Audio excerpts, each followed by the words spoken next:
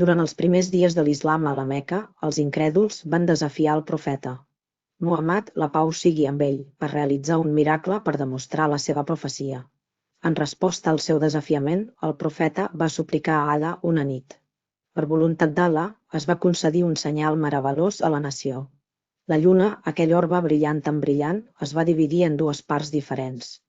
Una part va aparèixer a un costat del mont Hira, mentre que l'altra va aparèixer a l'altre costat.